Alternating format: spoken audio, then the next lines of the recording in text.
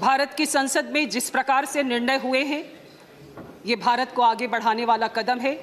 माननीय उपसभाध्यक्ष जी, मैं ये बात को कहना चाहती हूँ कि बहुत सी ऐसे विषय थे जो लंबित थे, जिसकी ओर पूरा देश आशा भरी निगाहों से देखता रहा, लेकिन ऐसे विषय कई बार पूर्ण नहीं हो पाए, राजनीति की बलि चढ़ गए। और राजनीति की बलि चढ़ने के कारण ऐसे विषय जब नहीं हो पाते mister Bajwa, please go to your seat.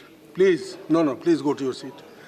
तो जनता उन विषयों पर कुछ कह नहीं पाती थी, मन मसोस के रह जाती थी।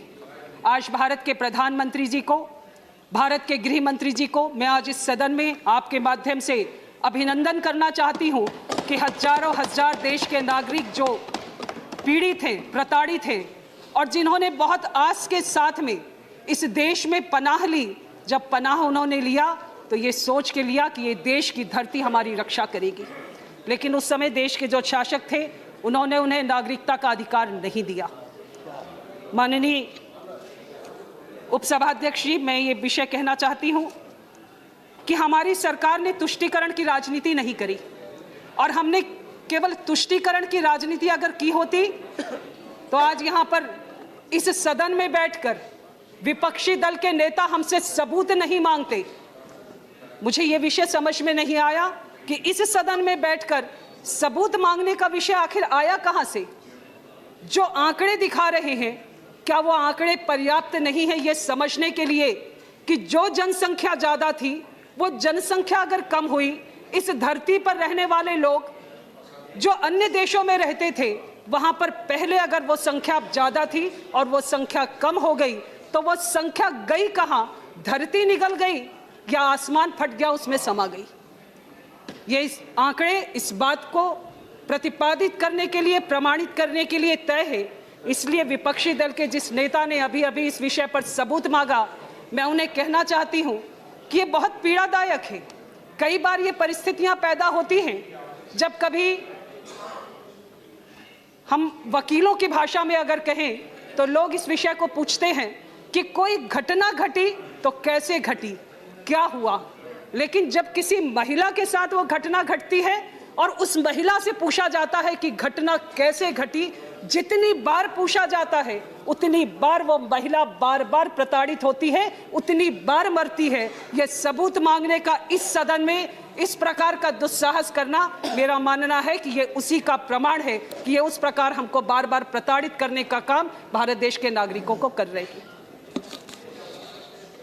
भारत देश में हमेशा से शरणार्थियों की रक्षा की गई है और ये इस बात में इतिहास गवाह है। भारत का इतिहास बहुत समृद्धशाली है और भारत की जो सरकार है वो भारत की संस्कृति को समेटकर, भारत की संस्कृति के साथ साथ संविधान को अपने संरक्षण में लेकर, संविधान को संरक्षित करते हुए सबका साथ सबका विकास करने की दिशा में आगे बढ़ रही है। नागरिकता संशोधन विधेयक के माध्यम से जो हजारों हजार, मैं आपको इस विषय पर आने के पहले जब भारत का विभाजन हुआ उस समय ले जाना चाहती हूं कि जब भारत का विभाजन हुआ उस समय जो महिलाओं के साथ घटना घटी, वो महिलाएं जब भारत के विभाजन के समय भारत की तरफ आईं और लियाकत और नेहरू का जो समझौता हुआ, नेहरू लियाकत अली जी का ये समझौता, जिसमें भारत हमेशा ठगा गया और बहनों के साथ में जिस प्रकार की घटनाएं घटी, वो घटनाएं इतिहास में माफ करने के योग्य नहीं है। इन विषयों पर हम बात कर सकते हैं, लेकिन नेहरू लियाकत अली का वो समझौता जिसमें कि हमें संरक्षण देने की बात की गई थी, भारत के वह हजारों हिंदू नागरिक, हिंदू बहनें जिनकी छातियां काट डाली गईं, लेकिन किसी ने उस समय केवल राजनीति के कारण बोलने का दुस्साहस नहीं किया। आज इतने वर्षों के बाद किसी सरकार ने ईमानदारी के साथ प्रयास किया कि सच में भारत का जो नागरिक है, जो भारत की धरती की तरफ हमेशा भारत की धरती पे पैदा हुआ है, अगर वो हिंदू है तो उसका संरक्षण होना चाहिए। इसलिए इस नागरिकता संशोधन विधेयक 2019 को भारत की सरकार ने लाया है। मैं अपने प्रधानमंत्री जी को, मैं अपने गृह मंत्री जी को अभिनंदन फिर से करती हूँ। मैं एक बात कहना चाहती हूँ, विपक्षी दल के एक प्रमुख महिला नेत्री ने एक ट्वीट किया और यह ट्वीट पढ़कर मुझे इस बात का बेहद आश्चर्य था। उन्होंने कहा उनके ट्वीट पर यह ऑन रिकॉर्ड भी है, उन्होंने कहा कि यह कट्टरता की पराकाष्ठा है। मैं उस विषय को पूछना चाहती हूं कि उस दिन वो क्यों चुप रह गई जब 400 सीटों के साथ में रूढ़िवादी मुक्त प्रधानमंत्री इस देश की संसद में बैठे, और इस देश की संसद में जब वो बैठे, शाहबानों के प्रकरण पर उन्होंने कट्टरपंथ के आगे जब उन्होंने सर झुका दिया, उस दिन ये ट्वीट कहने करने वाली प्रमुख दल की वो महिला नेत्री चुप क्यों रह गई, उनका परिवार चुप क्यों रह गया? मैं आज इस विषय को पूछना चाहती हूं। आप इस सदन में राजनीति की बात करते हैं, हमने कभी राजनीति नहीं की। नागरिकता संशोधन विधेयक 2019 यह मानवीय आधार पर लाया गया है, यह मानवता की बात है। और मैं आपको इस बात को कहना चाहती हूं कि यहां पर जब हम कभी बैठते हैं, यह वो संसद है जो इतिहास रचती है, यह वो संसद है जिसमें आपकी ओर देश का हर नागरिक देखता है। और अगर आपने ईमानदारी से बात कही तो वो बातें मुझे लगता है कि कहीं ना कहीं जनता उसे सुनती है और ये मानती है कि आप उसका हित संरक्षित कर रहे हैं। मैं धन्यवाद देती हूं हमारे सदन में अभी मेरे पूर्व वक्ता ने इस विषय को कहा कि हमारे गृह मंत्री जी से कोई नहीं डरता है। हमने नहीं कहा कि गृह मंत्री जी से कोई डरना चाहिए, लेकिन ये बात हमेशा और हमेशा उसी तरफ से ये आवाज आती है। अगर ये आवाज हमेशा उस तरफ से आई, आज आपने इस बात को स्वीकार किया, आपको धन्यवाद है, आपको बधाई है।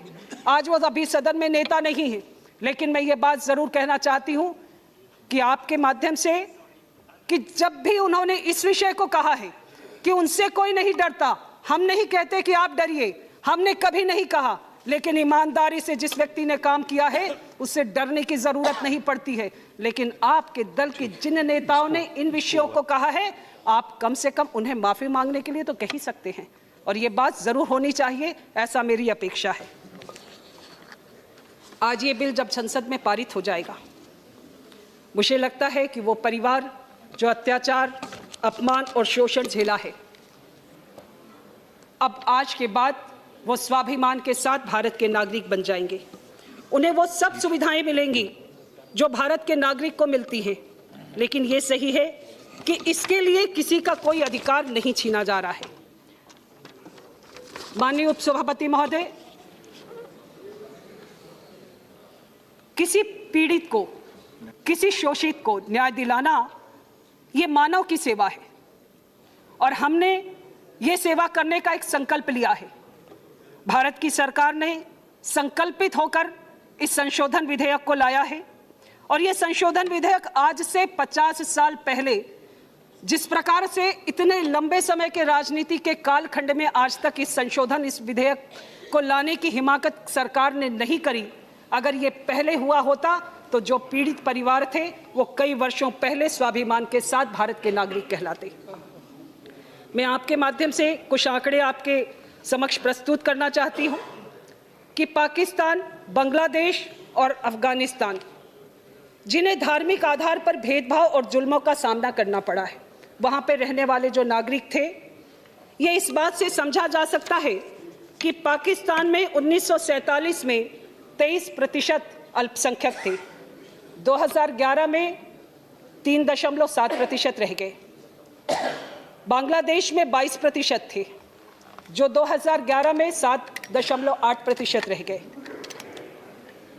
माननीय महोदय, मैंने ये आंकड़े आपके समक्ष इसलिए रखे कि ये आंकड़े इस बात को प्रतिपादित करते हैं कि वहाँ पर रहने वाले जो लोग हैं, जब हम कहीं पर रहने के लिए जाते हैं तो हमें सुरक्षा चाहिए होती है, हमारी मूलभूत सुविधाएं चाहिए होती हैं, हमें रोजगार चाहिए होता है, और जब हमें ये सब चीज़ें मिलती हैं तो हम इन विषयों पर वहाँ पर रहने के काबिल माने जाते हैं। लेकिन इन विषयों के साथ साथ जो एक सबसे बड़ा विषय है, चूंकि मैं महिला हूँ इसलिए इस विषय को कहना चाहती हूँ कि जब हम वहाँ पर रहते हैं और हमारी ही बेटियाँ, हमारी अगर बेटियाँ वहाँ पर सुरक्षित नहीं हैं तो लोग वहाँ से सीधे और सीधे पलायन करना चाहते हैं। ये विषय केवल और केवल मानवता के साथ साथ इस बात का भी है कि हमारी बेटियों की आबरू सुरक्षित रहे, इसलिए लोगों ने पलायन किया है। मैं इस बिल को पारित करने की सर्वसम्मति से इस सदन में अपील करती हूँ। धन्यवाद।